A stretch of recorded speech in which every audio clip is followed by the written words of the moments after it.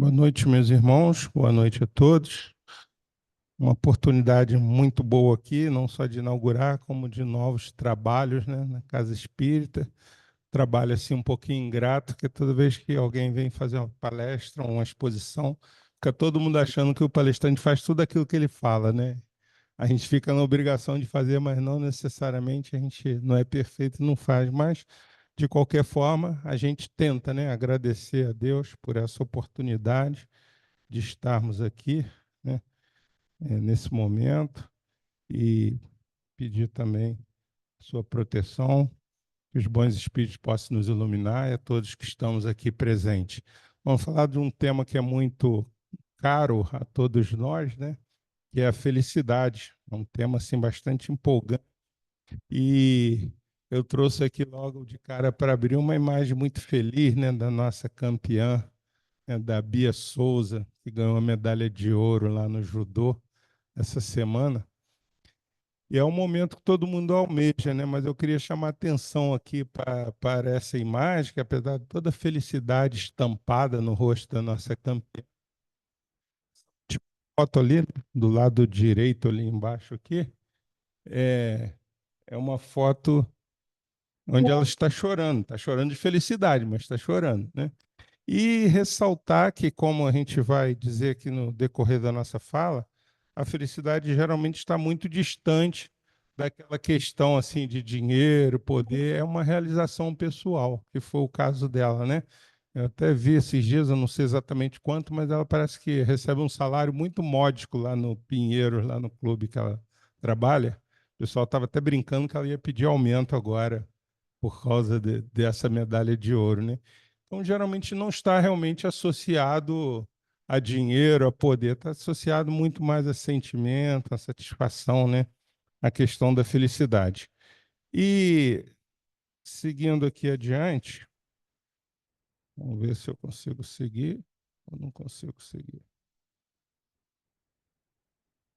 Nesse livro aqui, o doutor, que é um cirurgião plástico americano, ele fala muito sobre essa questão da alma do homem, né? Liberte sua personalidade. Ele vem dizer daquilo que está muito gravado dentro da nossa alma, e ele colecionou lá no consultório dele durante mais de 30 anos vários casos onde ele vem exemplificando, né, de pacientes como ele fazia cirurgia plástica. Então, por exemplo, ele relata um caso assim, muito emblemático que ele retirava, por exemplo, uma pinta que a pessoa tinha no rosto, mas a pessoa ia no espelho e falava que estava vindo a pinta, vendo a pinta, né? Então dizia assim, a coisa estava perfeita, o rosto da pessoa estava totalmente perfeito, mas a pessoa via, achava que estava com defeito, porque aquilo está na alma. Ele fala muito dessa questão daquilo que impregna na nossa alma e que aí não tem jeito de tirar, né? Ele desenvolveu uma ciência chamada psicocibernética, né? Que era exatamente a forma de melhorar a autoimagem, a autoconfiança das pessoas. Então, esse livro, apesar de ter sido escrito em 1960, no século passado, é um best-seller mundial, né? Porque ele saiu daquela área pura da medicina e mergulhou muito dentro da alma das pessoas, né? E eu queria começar aqui o nosso tema felicidade, trazendo aqui esse poema de Vicente de Carvalho, que foi um poeta que viveu no final do século passado, retrasado no início do século passado, né, no Rio de Janeiro. Ele nos fala da felicidade. Então, ele diz assim: só a leve esperança em toda a vida disfarça a pena de viver mais nada. Nem é mais a existência resumida que uma grande esperança malograda. O eterno sonho da alma desterrada, sonho que a traz ansiosa e embevecida, é uma hora feliz sempre adiada e que não chega nunca em nossa vida. Essa felicidade que supomos, árvore milagrosa que sonhamos, toda riada de dourados pomos, existe sim, mas nós não alcançamos, porque ela está sempre apenas onde a pomos, e nunca pomos onde nós estamos. Então, é uma realidade muito flagrante isso daqui, porque a gente está sempre enxergando a felicidade um pouquinho mais adiante, né? Quando eu comprar aquela casa nova, quando eu comprar um barco ou um helicóptero, depende do poder aquisitivo de cada um, né? Uma mansão a mais, está sempre num momento distante. A gente esquece que a hora de ser feliz é aqui mesmo e agora, não tem outro lugar, né? Já nos diz lá o poeta Gilberto Gil, né? Qual o lugar de ser feliz? O lugar de ser feliz é aqui e agora. Tem uma música, né, que ele fala tudo assim, aqui e agora. Esse é o lugar, porque o passado nós não vamos reconstruir, ele já passou, né? O presente a gente diz que a Deus pertence. Então, a hora, o momento de ser feliz é aqui, aqui e agora mesmo, né? Então, esse é o melhor lugar do mundo que a gente pode estar. E eu já tinha brincado com a Nina ali que lá no final eu vou falar assim, qual o caminho para a felicidade. Então, eu estou perguntando aqui agora, né? Eu falei, qual que é o caminho para a felicidade? Eu falei, depois eu vou te falar lá no final aqui, eu prometo falar para vocês. Lá na Universidade de Harvard, os cientistas fizeram uma pesquisa que durou muitos anos, né? Essa pesquisa está nessa revista Pequenas Empresas, Grandes Negócios, de dezembro de 2023. Essa pesquisa ela começou 85 anos atrás e terminou agora em 2023. Eles estavam catalogando com um grupo de mais de 700 pessoas, fazendo várias perguntas assim, periodicamente, de 2 em 2 anos. Por isso que a pesquisa levou 85 anos para ser concluída. O, o que fazia essas pessoas felizes, né? E aí, agora, no final, na conclusão desse trabalho, onde eles faziam perguntas detalhadas sobre a vida de todo mundo, eles tabularam e trouxeram, né? O que faz as pessoas felizes? Então, segurança e proteção é um item, aprendizagem e crescimento é outro, proximidade emocional e confiança, veja que é uma coisa que a gente precisa ter nos relacionamentos, né? Afirmação de identidade e experiência compartilhada, intimidade romântica, ninguém vive sem ninguém, já diz os poetas lá, né? Ajuda informativa e prática, porque você também não vive sozinho, então você precisa realmente de ajuda de outras pessoas. E diversão e descontração, afinal ninguém é de ferro também, então a gente precisa também disso, né?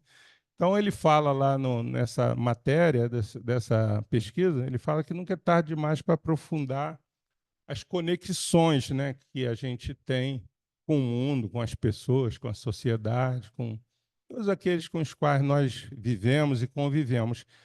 E aí, que tudo, de todos esses itens, ele diz que se baseia nisso aqui, que a resposta número 1 para uma vida feliz, para a felicidade, é a aptidão social. Diz que a pessoa que não tem aptidão social, geralmente ela vai ficar lá dentro do seu castelo, dentro do seu casulo, no alto da sua montanha, em algum lugar assim, e não vai se relacionar. Exatamente em função disso, nós trouxemos aqui essa questão 766 lá do Livro dos Espíritos, né, que fala lá da necessidade da vida social, onde, pela minha cola aqui, né, o Kardec perguntaria aos espíritos se a vida social está na natureza, e os espíritos responderam: certamente, Deus fez o homem para viver em sociedade. Não lhe deu inutilmente a palavra e todas as outras faculdades necessárias à vida de relação. Então, não é à toa que nós temos essas faculdades, é exatamente para que nós nos relacionemos.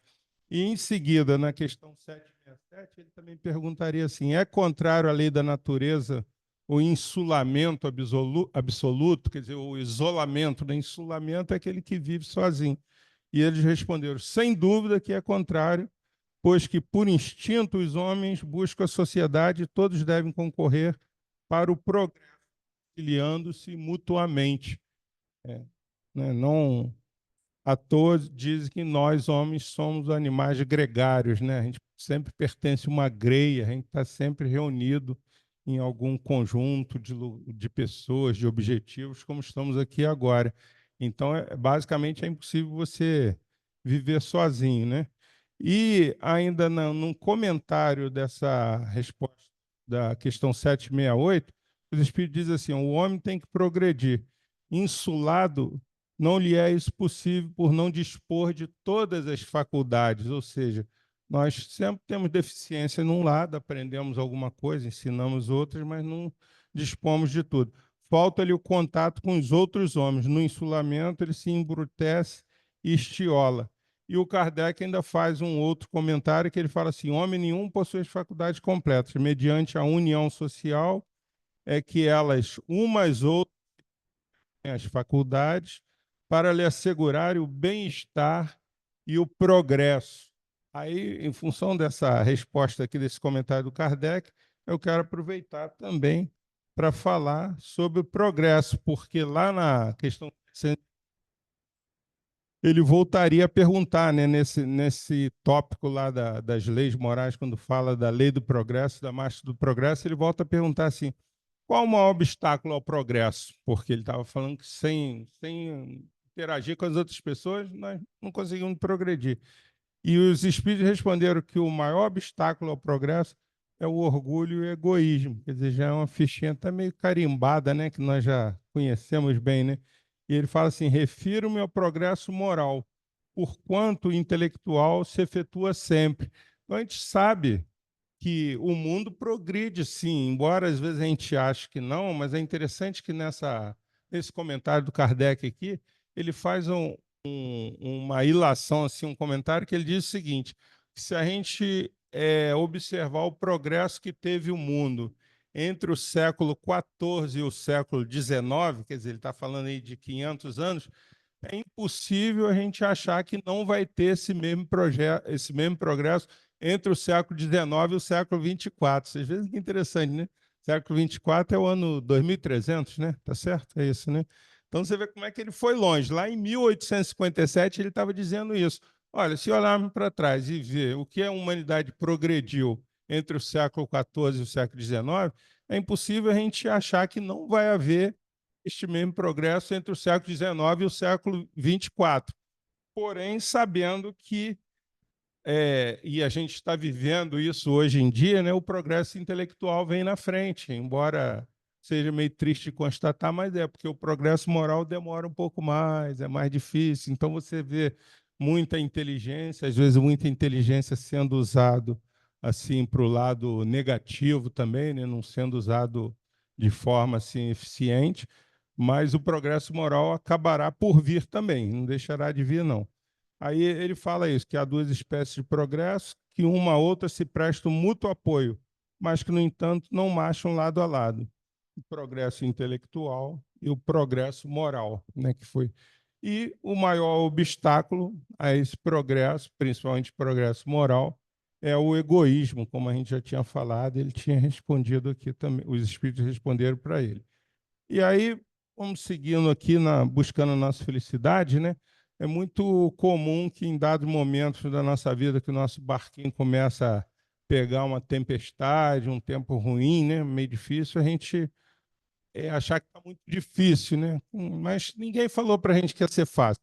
Ninguém teve essa informação que ia ser fácil viver, é, foi enganado, porque não é fácil para ninguém. A gente sabe que nesses momentos a gente tem sempre como recorrer ao Cristo, que está sempre na nossa sombra, na nossa salvaguarda, mas é fácil de viver, né? Não. E às vezes a gente vê muito essa expressão também, né, da pessoa dizer assim: ah, eu era feliz e não sabia, porque passou por um momento, talvez não aproveitou, não deu aquela, não comemorou conforme, né, os psicólogos recomendam muito que a gente deva comemorar cada pequena vitória, cada dia a dia. E quem às vezes não comemorou uma coisa assim, aí depois passa por uma outra situação mais difícil e ela fala assim: ah, eu era feliz e não sabia. Quer dizer, porque não aproveitou aquele momento, porque realmente a felicidade ela não é um objetivo, aquele quando eu tiver isso, quando eu tiver aquilo, a felicidade está no caminho, né? Diz que a beleza está exatamente na lateral do caminho que a gente vai fazer. Então, a gente tem que estar aproveitando. Aí a gente traz aqui essa anotação aqui da Joana de Anjos nesse livro Encontro com a Paz e a Saúde, que ela diz assim que os psicólogos, né, os cientistas das várias áreas tentaram encontrar respostas assim para a questão das emoções, dos sentimentos, o que que nos leva a essa vida mais plena de felicidade, né?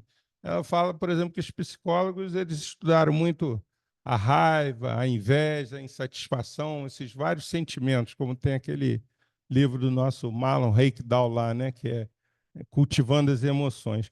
E os neurocientistas já entraram numa outra vibe, numa outra linhagem assim, que seria para detectar no cérebro os hormônios que desencadeiam a alegria, né, a felicidade, a mágoa, a depressão. Então, é uma abordagem assim mais científica. Porém, a Joana de Anjos afirma nessa obra que, enquanto não se remonte ao espírito como ser independente da matéria, sempre se apresentarão interrogações complexas da personalidade e da estrutura psíquica, emocional e física do ser humano, porque ela diz que tudo está exatamente no espírito. E aí ela vem dizer assim que a ingenuidade psicológica estabeleceu que a felicidade existe onde se encontra o prazer e a acomodação, a fortuna e o repouso, né? Que é aquela vida contemplativa, né? Que algumas pessoas ainda, coitadas, assim, meio iludidas, falam, quando eu me aposentar, eu vou ficar lá paradinho, deitado na rede. Então, não é bem isso. A gente que está aposentado, ele é Sandra, eu daí também já está meio aposentado, mas multiplicando as atividades cada dia, a gente sabe que não é bem assim. E ela vem nos dizer uma outra coisa interessante, que ela fala assim, pessoa alguma na Terra existe que esteja isenta dos processos fisiológicos de desgaste, de envelhecimento, de enfermidade e de morte. E, portanto, igual a todas as outras. Ou seja, nós não somos exceção nenhuma no universo, nós estamos sujeitos às mesmas vicissitudes que todas as pessoas estão, por mais abastadas que sejam, por mais ricas que sejam, por mais privilegiadas que sejam, elas têm essas limitações, como todos nós temos essas limitações, né? Aí eu ainda trouxe uma outra anotação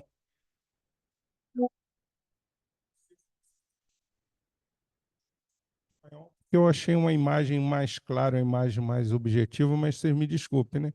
É um dos livros da série psicológica. Ela fala assim, ó, a felicidade tem a ver com o que o indivíduo é e com o que uma coisa, mas eu gostaria de ser outra. Então, enquanto essas duas linhas não se encontrarem, enquanto eu não conseguir ser aquilo que eu penso e aquilo que eu quero, eu vou estar me sentindo infeliz. E ela fala, a diferença entre o que se supõe ser e a sua realidade dimensiona o seu quadro de desejos, de prazeres e gostos da felicidade. Porque se eu começo a achar que a felicidade para mim é ter um barco, um iate. Então, enquanto eu não tiver o iate, eu não vou ser feliz, porque eu mesmo coloquei obstáculo, né? Quando que o ideal é falar assim, veja o que, que eu tenho hoje, o que, que me cerca, as pessoas, o ambiente, o lugar onde eu estou, e eu vou ser feliz com isso que está aqui. Aí você inverte a proposta, né? Você inverte a posição da coisa. Não, felicidade é isso aqui. Aí ela diz também que a felicidade tem a ver com o indivíduo, com o instinto, com as sensações. Imagina, né? Os seus sentimentos, suas emoções, como eu trouxe isso lá da Bia Souza, né? Aquela um momento de felicidade é muito grande. E a emoção é uma reação.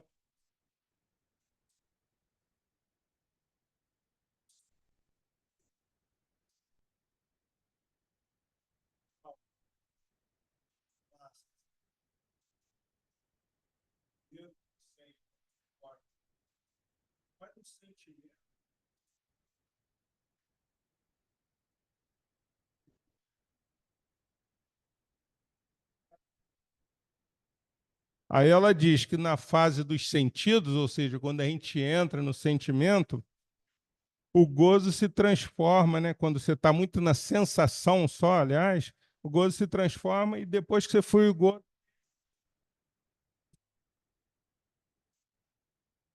que quando você acha que é felicidade você fazer uma big festa, e quando a festa acaba, você olha para tudo lá, né? Tem que limpar, tem coisa, aí aquela alegria vai embora. A figura de linguagem muito legal aqui, ela vem dizer um túnel escuro, a realidade está muito distante. A gente tem que caminhar, na medida que a gente caminha, como se estivesse se aproximando da saída, ou seja, a gente não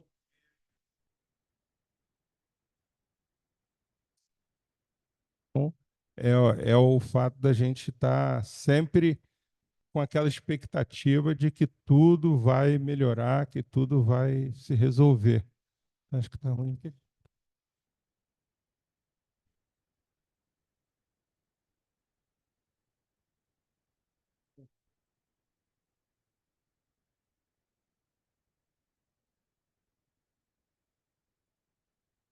Só um minuto, por favor. Já vamos resolver aqui. Pronto. Agora sim.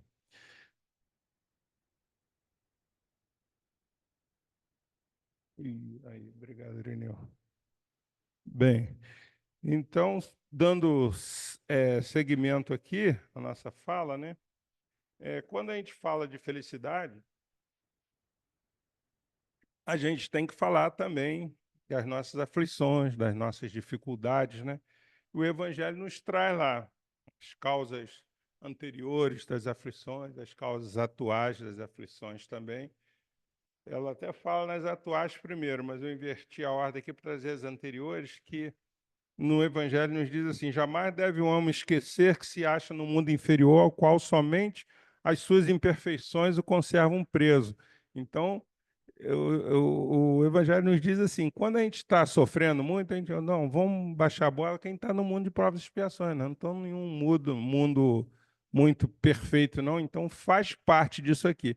E ele dá um conselho também, assim, que é muito interessante, a gente fala assim: ó, a cada vicissitude, né, cada altos e baixos da nossa vida, cumpre ao homem lembrar-se de que, se pertencesse a um mundo mais adiantado, isso não se daria. Ou seja, se eu não tivesse nesse mundo de provas e expiações, eu não estaria passando nada disso. Aí ela fala, daí só de si depende não voltar a este mundo, né, trabalhando por se melhorar. Então, ele quer dizer exatamente isso, que, nós estamos reclamando que está ruim, então vamos pensar no progresso, vamos trabalhar, se não for nesse, na próxima, nós vamos dar um jeito de estar num mundo melhor, onde o sofrimento seja minimizado. E aí eu trago lá um outro tema muito interessante lá do Livro dos Espíritos, quando Kardec perguntou assim na questão 920, se pode o homem gozar de completa felicidade na Terra. Isso é muito boa essa pergunta, né? Tem como gozar de felicidade completa na Terra? Os Espíritos responderam, não, pois a vida lhe foi dada como prova ou expiação. Dele, porém, depende a suavização de seus males e o ser tão feliz quanto possível na Terra. Gente, eu pretendia ficar em pé, mas eu vou sentar porque o data show está no meu rosto aqui. Não estou conseguindo, está meio complicado de eu enxergar. Então, vai ficar mais confortável aqui para mim. E aí, nós vamos trazer um outro passo aqui que é interessante das causas atuais da aflição, que também temos, né? E ele nos dá assim, um grande consolo, que ele fala assim, ó, como o obreiro preguiçoso que diz, perdi o meu dia, também ele está falando do homem preguiçoso, diz, perdi a minha vida. É aquele que não aproveitou a encarnação, que não fez o que devia ter feito, não fez o dever de casa, esqueceu o que tinha prometido lá no mundo espiritual, queria fazer aqui. Aí o obreiro é aquele que no final do dia, né, aquele que enrolou, perdi meu dia de trabalho, não produzi nada. E nós, o homem que não aproveita a encarnação, perde a vida. Só que essa vida é uma noite do túmulo, é uma noite mais longa, né? Que é até retornar de novo. Mas tem esse consolo que ele diz assim: contudo, assim como para o obreiro o sol se levanta no dia seguinte, permitindo-lhe neste reparar o tempo perdido, também para o homem, após a morte do túmulo, brilhará o sol de uma nova vida, em que lhe será possível aproveitar a experiência do passado e suas boas resoluções para o futuro. Então, tudo tem solução. Todo mundo. Pode ser que demore um pouquinho mais, pode ser que demore um pouquinho menos, mas teremos uma nova oportunidade de fazer aquilo que perdemos a chance de fazer desta vez aqui, né? Aí o Kardec ainda pergunta assim, haverá, contudo, algum critério de felicidade comum a todos os homens? Mas qual é o mínimo, o básico, né? Né? Aí eles disseram o seguinte, né, os espíritos, com relação à vida material, é a posse do necessário, porque também não é proibido você ter as coisas, né? Você ambicionar. Então, o necessário, tudo bem. Mas com relação à vida moral, a consciência é tranquila e a fé no futuro. Tem até uma coisa que eu li recentemente de um sábio, quando a gente está falando da posse do necessário, que um viajante foi visitar um sábio, né? E ele chegou lá, caminhou numa cidade longínqua, encontrou o sábio e esperava encontrar na casa do sábio assim uma série de coisas, né? Assim muito equipada, e a casa do sábio estava totalmente vazia, né? Assim, não tinha nada na casa do sábio. Aí esse viajante virou para o sábio e falou assim: Ué, mas onde estão as suas coisas? Aí o sábio respondeu com uma pergunta também: E as suas? Aí ele falou assim: Eu estou de passagem, porque ele estava viajando. E o sábio falou: Eu também. Então ele falou que ele estava de passagem porque ele estava viajando, mas o sábio disse: Não, eu também estou de passagem. Quer dizer, estamos de passagem pela terra. Então, aquilo que as pessoas acham que é muito importante não vai ser a coisa tão necessária para nós, né? Ainda num comentário aqui, uma questão 938 do Livro dos Espíritos, que nos fala da ingratidão, da perda de sensibilidade, né? Fala quando uma pessoa faz uma ingratidão conosco, aí o Kardec faz um comentário assim, né? Que a natureza deu ao homem a necessidade de amar e ser amado. Um dos maiores gozos que lhes são concedidos na Terra é o de encontrar corações que simpatizem com o seu. Então, isso é verdade, porque é muito difícil a gente passar assim em branco, sem ter afeição, sem ter alguém que gosta, sem ter alguém que a gente gosta. Mas ele diz também que ela lhe concede assim as primícias da felicidade, quer dizer, aquela visão lá meio nebulosa ainda, que lhe está reservada no mundo dos espíritos perfeitos, onde tudo é amor e benevolência. Essa é uma ventura recusada ao egoísta. Então, mais uma vez, ele vem lembrar que o egoísmo provavelmente não vai ter essa oportunidade aqui, né? E aí, o Kardec em seguida pergunta assim, mas qual o meio de destruir o egoísmo, né? Aí, antes de responder essa pergunta, eu vou ler aqui o comentário que ele fez no final dessa resposta. O Espírito disse que o egoísmo a gente teria que, vamos dizer assim, reduzir na nossa instância a questão material. Ele diz: quanto mais o homem se aproximar da vida espiritual, mais ele vai conseguir combater o egoísmo em si mesmo. Então, ele fala que é muito comum, porque na nossa vida como a gente está muito próximo ainda do nosso nascimento, da nossa civilização, tudo que existe na nossa vida ainda está muito ligado à matéria, as nossas leis, a organização social, a educação, ainda é tudo muito ligado. Mas ele fala que na hora que a vida moral, a vida espiritual se engrandecer na nossa vida, e predominar o espiritual sobre o material, aí sim o egoísmo vai começar a se afastar da gente e a gente também se afastar do egoísmo. E aí o Kardec comentou assim, olha, e quanto mais ele fez nessa mesma resposta, que é uma resposta grande, ele fez um comentário grande, mas eu trouxe esse trechinho que é muito interessante. Ele fala assim, quanto mais haja sofrido por efeito desse vício do egoísmo, né, o homem mais sentirá a necessidade de combatê-lo, como se combatem a peste, os animais nocivos e todos os outros flagelos. O seu próprio interesse a isso o induzirá. Porque na hora que você perceber que isso está te levando para uma furada, aí é a hora de combater esse mal. Aí ele lembra, né, que o egoísmo é a fonte de todos os vícios, como a caridade o é de todas as virtudes.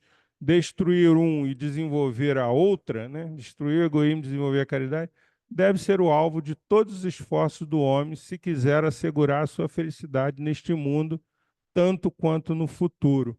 Então, essa é a recomendação lá do Kardec quando ele comentou essa resposta dos espíritos, né? E queremos trazer ainda lá no capítulo 27 do Evangelho uma questão sobre a ação da prece, que é muito instrutiva para nós também. Porque ele diz num dado momento que a gente tem, os males que a gente tem na nossa vida se dividem em duas partes. Existem dois tipos de males. Existe aqueles males inevitáveis, né? Aquele que você ia passando embaixo da árvore, o abacate caiu na sua cabeça, ou a jaca, aí A gente fala também que às vezes é facilidade, mas esse você não concorreu para nada. E tem os outros que é aqueles que nós demos causa, aqueles que nós mesmos criamos para nós por causa da nossa incúria, quer dizer, a nossa incúria é a nossa falta de cuidado, né? Não tivemos cuidado necessário. Ah, estava chovendo e eu resolvi sair de casa assim mesmo, caiu uma árvore em cima do meu carro. Então eu não tive cuidado. Ou também por causa dos excessos. São duas situações, né, que a gente poderia ter esses males. Mas o mais interessante que ele fala nisso aqui é o seguinte: é que se você pudesse, se a gente pudesse contabilizar esse tipo de males na vida de cada um de nós veríamos que esses males causados pela nossa incúria e pelo nosso excesso, eles são em quantidade muito maiores do que aqueles que são inevitáveis. Então, se leva a crer assim, a gente sofre, e na maior parte do tempo, que a gente mesmo criou esse sofrimento, né? E aí ele fala: qual a forma de você sair dessa equação aí? Usar a sabedoria, a prudência, né? Que é um caminho para se poupar desses males. E aí eu lembro também que é num outro capítulo lá, que o Evangelho nos fala dos tormentos voluntários, né? O anjo guardião vem falar assim daqueles tormentos que a gente cria para nós mesmos. Existe até essa estigmação aí que fala assim que o espírita gosta de sofrer. Nós não gostamos de sofrer. Talvez nós entendamos a origem e as causas dos sofrimentos mais de forma assim mais clara e melhor do que outras pessoas, mas não que nós gostamos de sofrer. Ninguém gosta de sofrer, né? E aí no final desse capítulo aqui, que é uma mensagem trazida pelo anjo guardião no capítulo 5, ele fala muito sobre esses tormentos voluntários que a gente cria, sobre essa questão de, vamos dizer, né, sem nenhuma crítica, nenhuma outra denominação religiosa, mas pagar as promessas, andar 300 degraus de joelho, ou dar uma chicotada assim nas costas, uma coisa assim. Ele dá um recado que ele fala assim: se quereis um cilício, quer dizer, você quer se ciliciar, se penitenciar por alguma coisa que você fez de errado, ele fala assim: aplicai as vossas almas e não os vossos corpos, mortificai o vosso espírito, porque aí é mais importante, né? Ele fala assim: não a vossa carne, fustigai o vosso orgulho. Assim, fustigar é aquilo que você faz com o animal, né?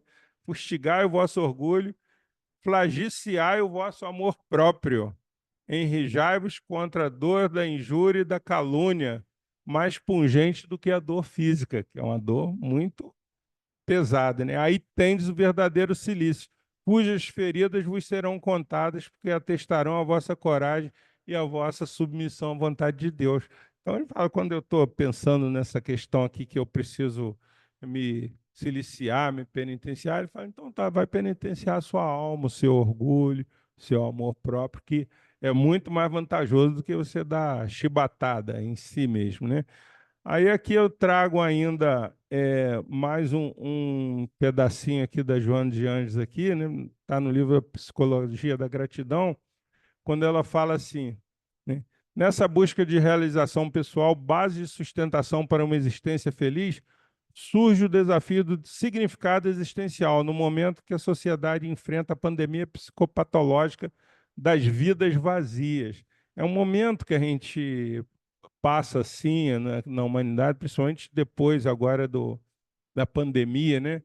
Que ela chama de uma pandemia psicopatológica, quer dizer, uma doença da alma que é pandêmica, né? Que é vidas vazias, a pessoa que não tem motivação, que é um caminho, não necessariamente pode ser a depressão, mas que pode levar à depressão, a pessoa que ainda não tem sentido existencial, né? Eu não vou, não sei o que que eu vou fazer porque eu não me animo, estou desanimado. E quando a gente fala de sentido para a vida, né, a gente sempre lembra do Viktor Frankl, que era aquele psiquiatra austríaco, neuropsiquiatra, que é criador da logoterapia. Ele tem esse livro Em Busca de Sentido, que é muito interessante, que ele fala exatamente que essa questão do sentido da vida, ela muda muito ao longo do tempo, né? Ela muda assim de uma pessoa para outra, né? Aquilo que é muito bom para mim pode não ser para o outro, aquilo que é para o outro não é para mim. Ela muda também de um dia para o outro em relação a mim mesmo, né? Hoje eu estou super motivado amanhã estou super down, super para baixo, e ela muda de uma hora para outra também.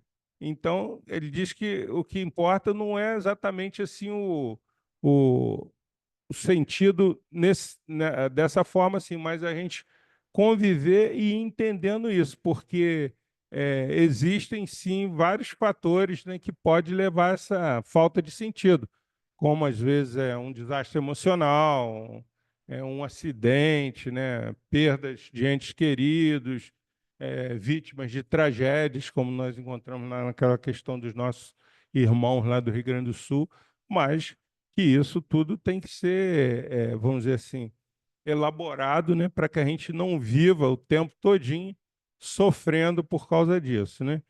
E aí lá no capítulo 5, também no Bem-aventurados Aflitos, tem uma mensagem muito interessante do François Nicolas Madeleine, que é do cardeal Morlot. Nós já tivemos oportunidade de estudar, né? Quando ele fala que a felicidade não é deste mundo, ele está comentando uma fala que é trazida lá do Velho Testamento, que é uma fala do Eclesiastes, né? Isso não é do cardeal Morlot, mas ele faz um comentário em cima disso. E ele fala assim, que com efeito, né, nem a riqueza, nem o poder, nem mesmo a florida juventude são condições essenciais da felicidade. São coisas que às vezes as pessoas associam muito, né? Riqueza, poder, juventude. E ele diz mais ainda nessa mensagem dele lá, que nem mesmo esses três atributos aqui reunidos, né? Você pode ser rico, ter muito poder e jovem, e isso reunido não é garantia de felicidade, porque a gente vê mesmo, né? Se não for assim, a gente não veria pessoas abastadas, poderosas e jovens se suicidando por aí. Então, é porque não estão felizes, com certeza, né? Aí ele segue ainda dizendo assim, ó, que a terra é um lugar de provas e de expiações, não é a única morada do homem que não pode alcançar o mais alto grau de felicidade somente nela e numa existência. A nossa visão ainda é muito materialista, a gente fica pensando nessa felicidade como assim, tem que ser feliz, tem que ser milionário até os 40 anos, né? Tem esse mito aí de se não for milionário até os 40, depois você não vai ser nunca mais. Mas é muito pouco, uma existência não é nada, né, para você ser feliz, né? Mas ele também dá um consolo, que diz que, no entanto, a terra não está destinada para ser sempre uma penitenciária, nós não estamos aqui condenados para o resto da vida, né? Ele fala, dos progressos já realizados, podeis facilmente deduzir os progressos futuros e dos melhoramentos sociais já conquistados, novos e mais ricos melhoramentos surgirão, porque é a ideia que a gente tem que ter, né? De que tudo vai se resolver e não vai ser assim tão rapidamente, né? Cada um dentre vós se liberta energicamente do homem velho. E aí ele fala também que se a morada terrena são peculiares às provas e à expiação, forçoso é que se admita que em algum lugar moradas há mais favorecidas, já que nós não somos o centro do universo, então será que não tem um lugar aí que tem outras moradas melhores, né? E aí ele fala assim, mas desculpa, eu vou me lembrar aqui que nós estamos falando das outras moradas, aí eu vou trazer aqui o caso da Condessa Paula, que está lá no Céu e Inferno, que a gente está estudando. Na segunda parte fala dos espíritos felizes, dos espíritos infelizes e daqueles de estado assim, intermediário, que são nem muito felizes, nem muito infelizes. E a Condessa Paula, o Céu e Inferno nos relata lá que ela era uma pessoa bela, jovem, rica, de estirpe muito ilustre, né? Que desencarnou assim com 36 anos, em 1851. Foi antes um pouco da codificação, né? E que ela era boa, meiga, indulgente, uma pessoa assim maravilhosa, né? Daquelas que quando desencarna todo mundo, porque ela era bem posicionada na vida social e usava os recursos lá do marido e tal para fazer muita benemerência. Então ela ajudava as pessoas, separava uma parte do dinheiro que ela tinha para fazer caridade, tudo assim, cuidava muito bem dos empregados, funcionários que ela tinha. E aí temos uma declaração dela, né, que ela foi evocada lá no Céu e Inferno, no mundo espiritual. Aí ela fala assim, mas eu estive na terra entre os felizes, pois não me lembro de haver ali experimentado um só desgosto real. juventude, homenagem, saúde, fortuna, tudo que entre vós outros constitui felicidade eu possuía. Mas ela fala, o que é, no entanto, essa felicidade comparada à que desfruto aqui. Então, ela aqui vem falar da felicidade do mundo espiritual, que é totalmente diferente, que está assim, num outro patamar, né? E aí o cardeal Morlot ainda fala lá isso aqui para a gente, que Deus semeou no vosso turbilhão esses belos planetas superiores para os quais os vossos esforços e as vossas tendências vos farão gravitar um dia, quando vos achardes suficientemente purificados e aperfeiçoados. Então, que é para a gente olhar para esses planetas, esse turbilhão. A gente sabe, né, que temos os mundos primitivos, temos esses de provas e expiações onde estamos, temos os mundos regeneradores para onde caminhamos e os mundos felizes também. E aí ele fala que esses mundos regeneradores servem de transição entre o mundo de expiação e o mundo feliz. Isso daí a gente já estudou bastante, né? Mas nesse mundo de regeneração ainda não existe a felicidade perfeita, aquela coisa assim. Mas comparado à Terra, é muito melhor, né? Então, por isso que a gente tem que fazer aquele esforço para sair daqui. Ele fala assim, que então liberta a alma, pairará acima de todos os horizontes, não mais sentidos materiais e grosseiros. Ou seja, quando a gente atingir um mundo desse, a gente vai estar assim em outra condição para nossa existência que perfaz todas as encarnações. E o Santo Agostinho nos traz uma mensagem muito bonita sobre essa questão das outras moradas, né, na casa do Pai, quando Santo Agostinho diz assim, olha, contemplai, pois, à noite a hora do repouso e da prece, a abóbada azulada e das inúmeras esferas que brilham sobre as vossas cabeças, indagai de vós mesmos quais as conduzem a Deus e pedi-lhe que um mundo regenerador vos abra seu seio após a expiação na terra. Então é bem legal isso daqui, né? A gente olhar para essa galáxia, para esse universo e pedir a Deus que traga para a gente um mundo regenerador, onde a gente possa, né, ser acolhido nesse mundo. É lógico que a gente tem que também fazer a nossa parte. Aí eu trouxe mais aqui uma fala da Joana de Ângelo, né, que está nesse livro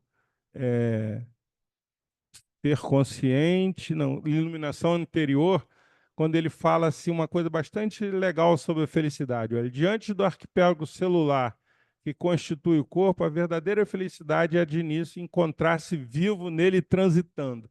É interessante que eu vi essa fala aqui no programa aquele que fala no domingo das 9, como é que é o nome? André Trigueiro.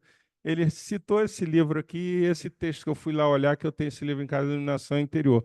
Logo depois, é a inefável alegria de ter consciência da própria fragilidade e das infinitas possibilidades de realização moral, que decorre da coragem para conseguir a autorrealização.